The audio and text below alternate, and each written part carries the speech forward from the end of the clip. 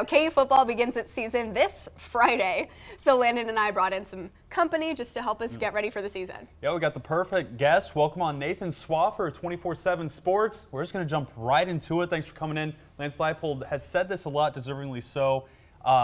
He's proud of delivering on the promises that he's brought to his athletes and the recruits. From an outsider's perspective as a journalist, have you seen him follow through like that? Well, I think first off, you kind of have to look at the renovations that have already happened, that are coming. I think it kind of starts there. You know, he's promised the players that we're going to win here, we're going to build a culture.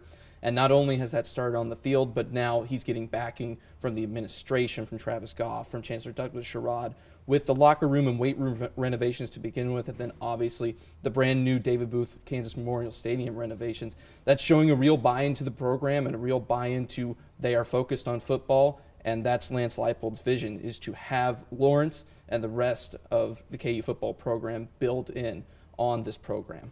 We love it. It's kind of sad to see that, like, when a coach follows up on his word, how great it is, you know? There are so many coaches who promise great things and they don't happen. So Lance making it happen is really cool. Pretty cool. And on the field, guys have officially been sorted into their scout teams and the starters and whatnot. So how do you just see that kind of impacting practices or even games now that guys know where their role is? Well, I think we're really starting to get into the nitty-gritty of things. You know, getting to game week, obviously, first game against Missouri State on Friday. This is where I think players really start to get excited. We really start to see who's going to be starting, who's going to be a part of that two-deep, who's going to really have that impact. We kind of know what things are going to look like at this point in most positions, maybe a little bit in the specialist area with kicker, punting, where he's still kind of working through that. We heard that last week with Lance Leipold. He said he's still kind of deciding what those stars are going to look like, but now things are starting to get real. Things are starting to get serious with game week coming up, and players are going to really have to start building into what role they're going to be given,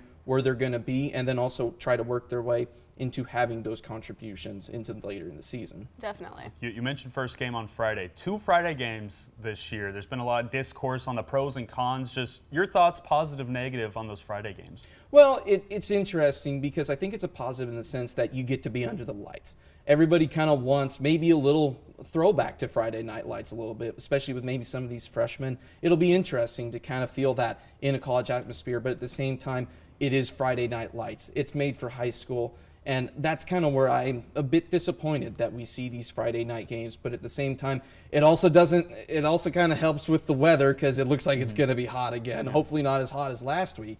But it's nice to kind of be under the lights, and especially with this second game against Illinois, they're going to be in prime time on ESPN2. That's going to be really important to get exposure for this program. Yeah. I'm excited to see how it impacts recruiting as well, with teams always wanting to use Saturdays as recruiting days.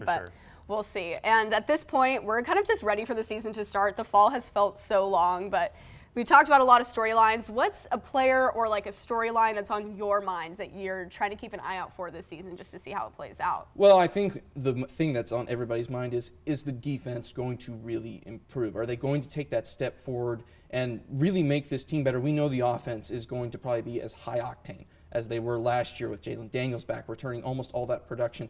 But the question everybody has is that defense going to really improve?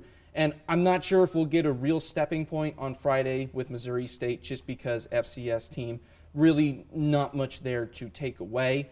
But once we get into Illinois in week 2, get that first real test against a Big Ten opponent, we're going to see whether that defense has really taken it to heart, knowing they have to improve from last year. We've heard them talk the talk so far. They know they need to improve. They know what they need to improve on. We've heard it from coaches, players. But the question is that going to result in actual on-field results? Definitely. All right, Nathan, thank you so much. That was great. And stick around. There's more K-Nation after the break.